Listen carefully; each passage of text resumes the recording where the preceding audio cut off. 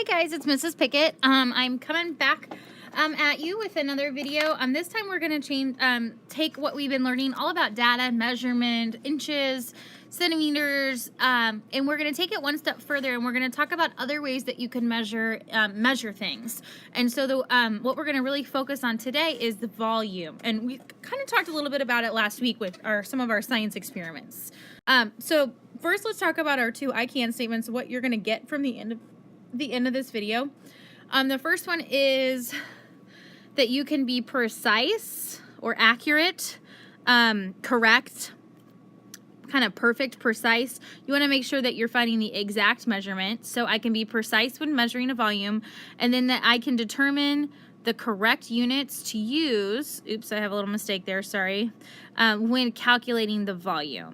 So the first question is, what is a volume? So if you think about when you're pouring yourself a glass of milk or orange juice in the morning, you want to think about volume as the amount of space an object takes up. So if I had my glass here and I filled it up to the top, or to, 3/4 of the way, this would be the amount of space the liquid takes up. So that would be called volume. Now you're probably thinking, well, Mrs. Pickett, is volume only with liquid? Well, no. You can actually find the volume of anything, but liquid helps you measure it. And we will talk more about that in class. So it's the amount of space an object takes up. Okay? So when we measure volume, we have several different tools that help us measure volume. And this first one hopefully looks a little familiar to you. Maybe you've seen it in a science class, maybe at home. But this is called a beaker.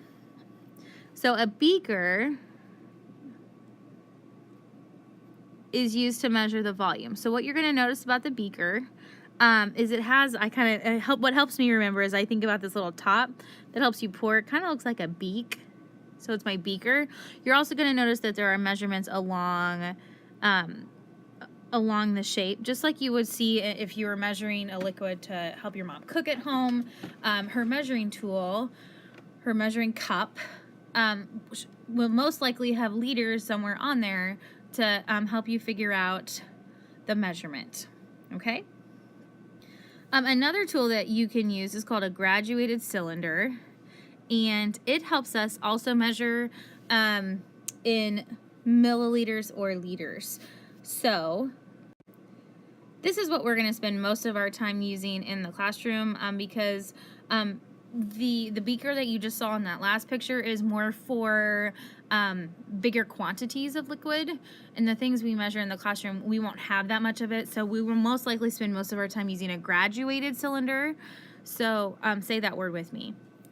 Graduated cylinder. It is kind of tricky, but you're going to notice it looks a lot like a beaker. Our measurements go up by 5s, you'll see here. So we have 5, 10, 15, 20, 25.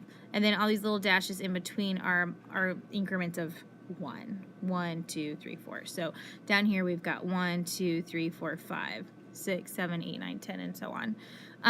So a graduated cylinder and our beaker are going to be two of the tools that we use to measure. So those might be really important things to put in your summary. Okay, so what do you use after you write 20 in your liquid? So just like when we measure in inches, we write inches. When we measure in centimeters, we write centimeters or cm. When we measure the volume of something, we have a measurement of liters that we always write after it. So hopefully these 2-liter bottles you recognize. This is a really good way to kind of estimate how much volume you have in something. One of these bottles is 2 liters. You probably have heard your parents call these 2 liters. They might say, go to the cabinet and grab the 2 liter of soda, or grab the 2 liter of Coke, or whatever you need. This is actually 2 liters of soda, which means the volume of the container is 2 liters. So if you cut that in half, it would be 1. So one of the measurements we use for volume is liters. We also use milliliters. Do you think milliliters is going to be bigger or smaller than liters? Hopefully you said smaller. I always think of milli as mini. That's just a good way for me to remember. Milli is mini. So milliliters is going to be smaller than liters. So like I said, most of the time when we measure in the classroom, we're going to be measuring in milliliters. And to make a smaller version of that, to abbreviate it, you would say 2M capital L, or 2 liters for just a capital L. So 2 liters or 2 milliliters are what we have there. This is a picture of one of our graduated cylinders, and I'm going to talk to you a little bit about how you actually look at the measurement. So you're going to see that this container, this graduated cylinder, has been filled up with water or a liquid of some kind. And so now we need to figure out the measurement. What you're going to notice is you're going to go up to the top, and you're going to see the top cusp here on both sides is at the 40. But if you look a little bit closer, you're going to notice that there's a dip in the water. Most of the time when you have a liquid and you pour it, it's going to be a little bit higher on the sides than it is in the middle. We call this middle, or this dip in the water, a meniscus. I know that's a funky word, but go ahead and say it with me. Meniscus. I'm going to hopefully spell it correctly. Okay, so a meniscus. Can you say that with me? Meniscus.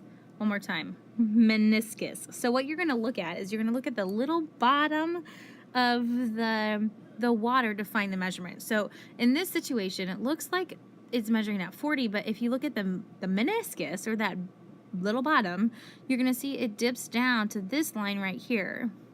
And this line is actually 38, because if you see, this is 30 and 40, 30 and 40, and we count by 2s, 32, 34, 36, 38, 40. So that line actually is measuring at 38 milliliters. Okay guys, that's all that I have for today. Thank you so much for checking in, and remember, you got a lot of new vocabulary words today, so I'm looking to see some of those words in your summary. Be sure to include the word beaker, volume, graduated cylinder, and meniscus would be even awesome. So here's your joke. What do you call an old snowman? Thanks again for watching, and I'll see you soon.